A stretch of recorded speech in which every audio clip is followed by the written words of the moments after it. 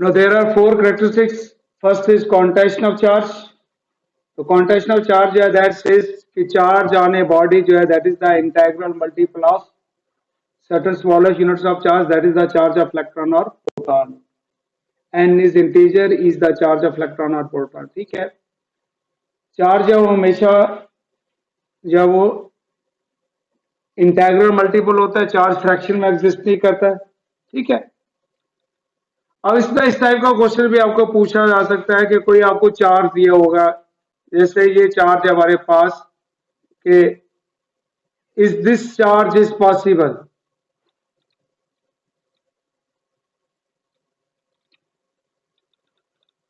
(8.5 into 10⁻⁻19 Coulomb's, क्या ये charge possible है? ठीक है, तो आपको क्या फाइंड करना है? You have to find n, number find करना है. अगर नंबर जो है वो क्या आ रहा है हमारा इंटीजर में आ रहा है तो चार्ज इज पॉसिबल, और अगर फ्रैक्शन में आ रहा है तो चार्ज इज नॉट पॉसिबल. तो एन किसके बराबर हो गया? Q by E. तो क्यू क्या होगा? 8.5 10⁻⁻19 डिवाइड बाई यहाँ पे हमारे पास 1.6 इंटू 10⁻⁻19. This cancels. ठीक है, इसको सिंप्लीफाई करेंगे, ऑब्वियसली ये आंसर जो है वो हमारा फ्रैक्शन में आएगा. तो मीन्स ये जो नंबर एग्जैक्ट नहीं है, तो this charge is not possible. ठीक है, ये आप चेक कर लेना इसको. तो इस टाइप के क्वेश्चन भी पूछे जा सकते हैं. सेकंड कैरेक्टरिस्टिक थी हमारी एडिटिव नेचर ऑफ चार्ज. तो एडिटिव नेचर ऑफ चार्ज क्या हो गया कि चार्ज है किसी भी बॉडी पे क्या होता है, that is algebraic sum of the charges located at different points or regions of the body. And third is invariance of charge, means charge के ऊपर स्पीड का कोई भी इफेक्ट नहीं होता है. जितना चार्ज रेस्ट में होगा, अगर बॉडी मोशन में होगी तो चार्ज का मैग्नीट्यूड जब वो कह रहता है सेम रहता है. And then comes fourth characteristic, that is conservation of charge. Conservation of charge. अब कंजर्वेशन ऑफ चार्ज क्या है कि टोटल चार्ज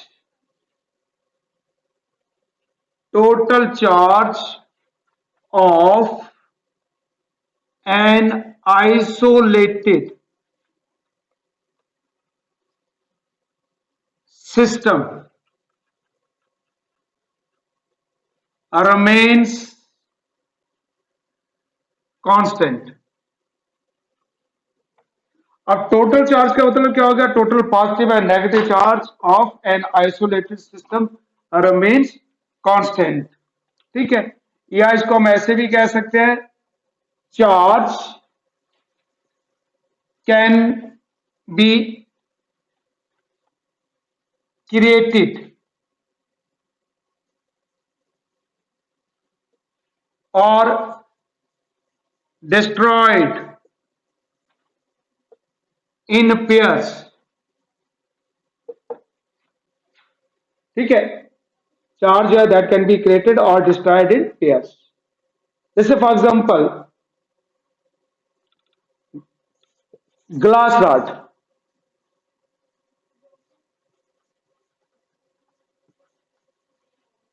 और ये हम एक सिल्क क्लॉथ ले लेते हैं, this is silk cloth. Initially दोनों न्यूट्रल है, तो इसके ऊपर जो चार्ज की वैल्यू है वो क्या होगी? 0. और यहां पे भी चार्ज जो है वो किसके बराबर होगा? 0. ठीक है, अब जब हम इसको रब करेंगे, हमने क्या किया? रब किया किसको? ग्लास रॉड को सिल्क के साथ. अब जैसे रब किया, सपोज यहां से 5 इलेक्ट्रॉन ट्रांसफर हो गए, या से 5 यूनिट चार्ज यहां पर ट्रांसफर हो गया. तो यहां पर जो चार्ज है इसने इलेक्ट्रॉन गेन किए, इससे 5 यूनिट चार्ज पॉजिटिव, और इसने इलेक्ट्रॉन लूज किए, तो यहां पर क्या होगा? +5 यूनिट चार्ज. ठीक है, तो टोटल चार्ज की वैल्यू क्या होगी? जब इसको ऐड करेंगे तो +5 - 5 that will be equals to 0. तो टोटल चार्ज जो है वो कह रहा दैट रिमेंस सेम. इनिशियली भी दोनों का टोटल चार्ज 0 के बराबर था. जब ग्लास रॉड को सिल्क के साथ रब किया तो सिल्क जो है that equals negative charge and equal charge जो है that appears on glass rod. ये हम पढ़ चुके हैं. ठीक है, तो दोनों को अगर हम टोटल करेंगे तो टोटल चार्ज, क्योंकि चार्ज इज एडिटिव, तो टोटल चार्ज की वैल्यू जो है वो क्या रहेगी, सेम रहेगी। ठीक है, another example,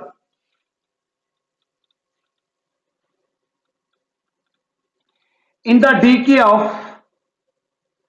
radioactive element uranium, atomic number 92, mass 238, तो जब इसकी डिसइंटीग्रेशन होती है तो एक तो थोरियम बनता है 90 234 plus helium, alpha particle helium is emitted. अब अगर हम देखें यहां पे टोटल चार्ज बिफोर डीके किसके बराबर है, 92e, and total charge after decay, decay means disintegration, तो क्या होगा 90e plus 2e, that will be equals to 92e। तो अगेन टोटल चार्ज जो है that remain same. Another example,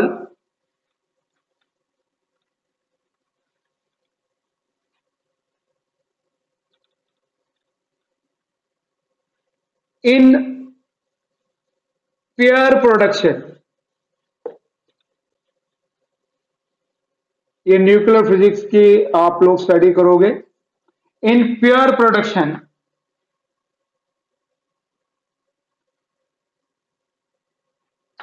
जब भी गामा फोटॉन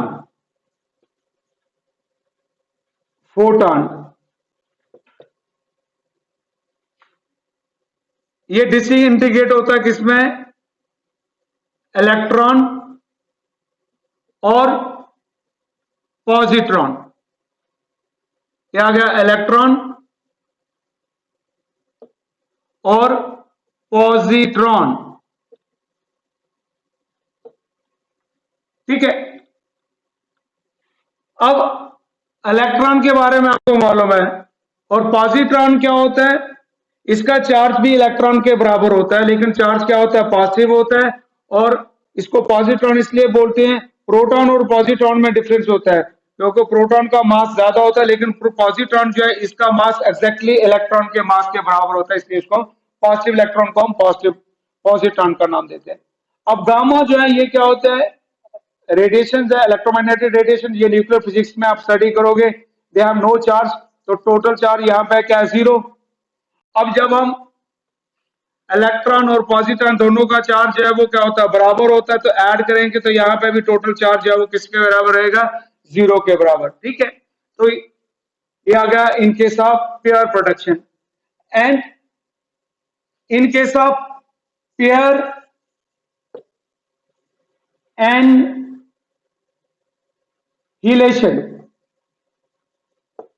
इसके रिवर्स प्रोसेस पेयर एनहिलेशन। अब उसमें क्या होता है, जब एक इलेक्ट्रॉन और एक पॉजिट्रॉन कंबाइन करते हैं तो हमारे पास 2 गामा फोटॉन्स अमिट होते हैं, राइट। अब यहां पे अब इलेक्ट्रॉन और पॉजिट्रॉन टोटल चार्ज है वो किसके बराबर है, 0, और 2 जो है नंबर है, ठीक है, और गामा जो है इसका चार्ज किसके बराबर होता है, 0 के बराबर, तो अगेन टोटल चार्ज जो है वो दैट रिमेन सेम। अब ये यहाँ पे एक गामा से एक इलेक्ट्रॉन और पॉजिट्रॉन अमिट हो रहा है, और इलेक्ट्रॉन और पॉजिट्रॉन के कंबाइन होने से 2 गामा फोटॉन। अब ये 2 क्यों आता है, ये सारा आप न्यूक्लियर फिजिक्स के अंदर आप लोग इन चीजों को स्टडी करोगे।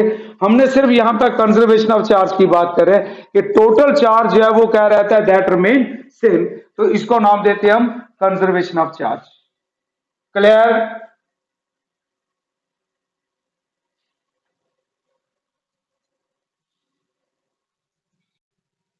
ठीक है,